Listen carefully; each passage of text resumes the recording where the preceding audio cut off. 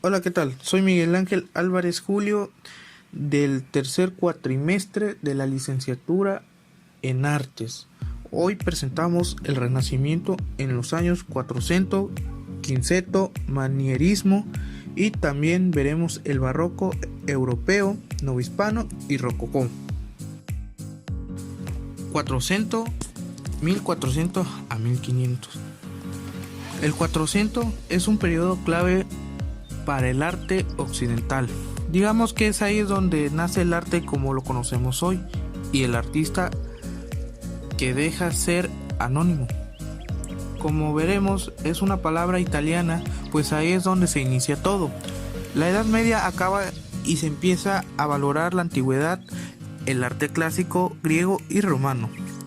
Pero todos esos nuevos artistas e intelectuales no quieren solo imitar esa época mítica, lo quieren superar. También se empieza a valorar al ser humano, el humanismo. Eso da como resultado la representación de la figura humana como tema. Se busca imitar las cosas como son: anatomía, profundidad, proporción y perspectiva.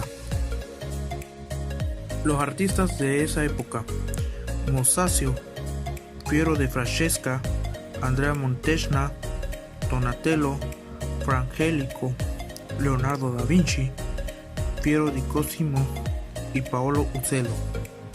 También, una de las obras de arte más famosas en el mundo es La Última Cena. Bueno, vamos a hablar un poco. En el refectorio del convento de Santa María delle Grazie de Milán se encuentra una de las obras de arte más aclamadas de todos los tiempos, el ícono del arte universal, como hemos mencionado. El momento elegido por el artista es el más dramático del episodio evangélico, el momento en el que Cristo pronuncia la frase: uno de vosotros me traicionará. Parte de estas palabras aquello que Leonardo llamaría el i motivi del animo, los movimientos del alma, es decir, el motivo por el cual los personajes son capaces de adquirir vida y conseguir un alto nivel de emotividad y dramatismo en sus expresiones. Como hemos mencionado, el título original es La Última Cena. Está en el Museo de Santa María delle Grazie de Milán, Italia. La técnica se usó con óleo templé, con una altura de 880 centímetros por 460 centímetros. Es lo que mide la obra de arte, que es un cuadro. Cinquecento, 1530 a 1600. El Cinquecento, es decir, 1500 en italiano, es el siguiente paso de la evolución del arte iniciado en el 400. Se desarrolla a tope el antropocentrismo humanista, principal rasgo de la Edad Moderna, y estilísticamente se caracteriza por la inspiración de la antigüedad clásica, sobre todo en lo que se refiere a la imitación de la naturaleza. Si Florencia fue una de las cunas del 400, el arte de este siglo tiene su sede en Roma, la Roma de los papas, que serán mecenas de los grandes artistas de este periodo. Artistas representativos: tenemos a Pontormo, Rafael Sanzio, Giorgione, Il Sodoma, Pietro Perugino y Michelangelo Buonarroti. Caída del hombre, pecado original y expulsión del paraíso. Es el sexto fresco que este genial artista pintó en la inmortal Capilla Sixtina, joya del Cinquecento. En realidad Miguel Ángel era un escultor, pero al Papa Julio II se le metió en la cabeza que era él quien debía pintar la bóveda, y al final así lo hizo durante 4 intensos años.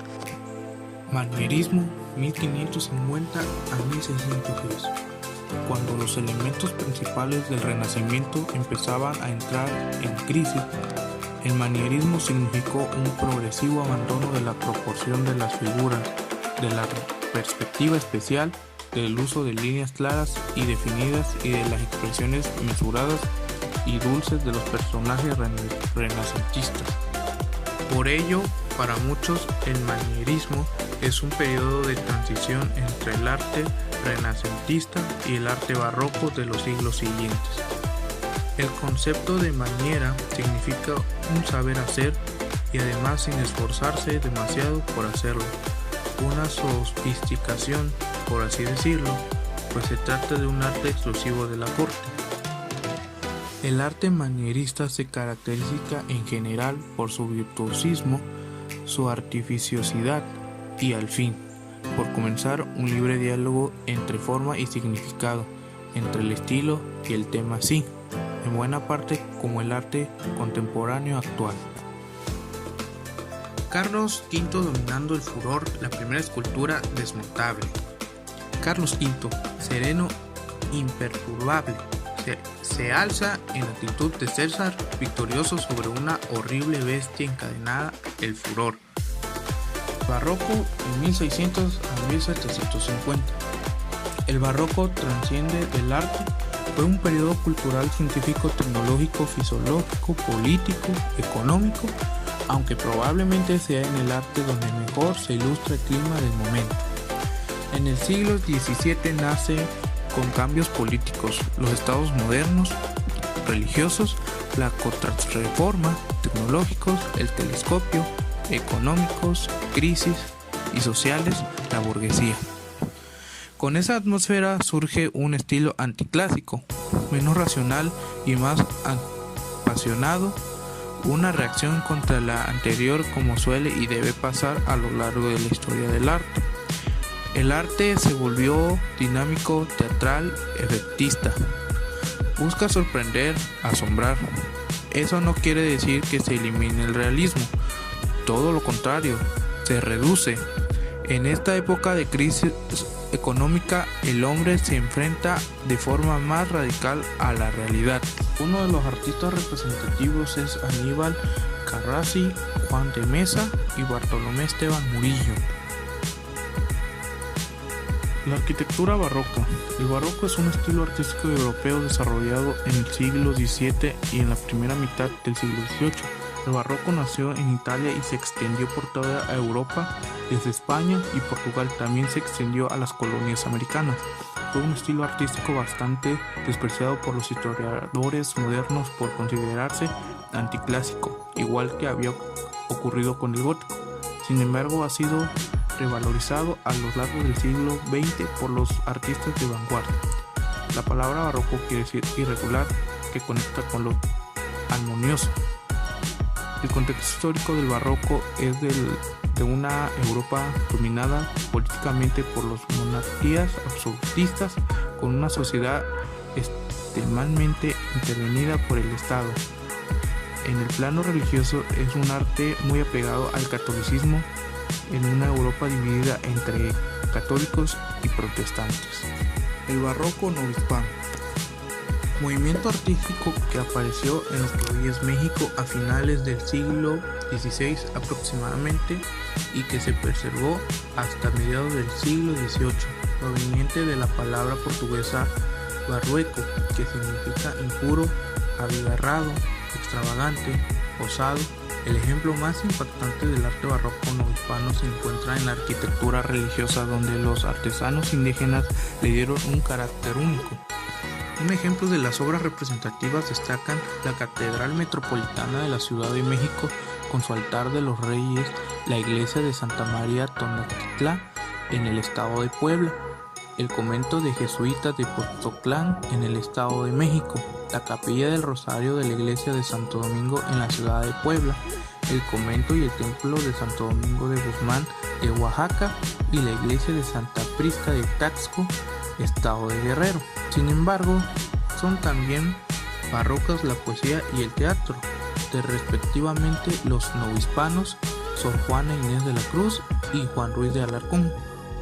Rococó, estilo pictórico y decorativo del siglo XVIII, que se caracterizó por una ornamentación elaborada, delicada y recargada. Son habituales las posturas que defienden que el rococó es al barroco lo que el manierismo al renacimiento.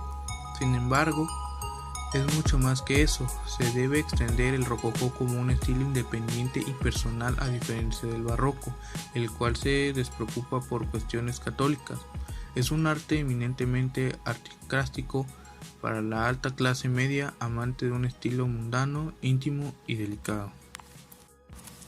En la arquitectura, los adornos se adherían en las grutas y las cascadas representando falsas rocas, llamados rocallas, fueron los principales elementos nuevos, introducido para sustituir el rígido sistema de los órdenes clásicos, para evocar la arquitectura al frescor y la alegría de lo primitivo y lo campestre.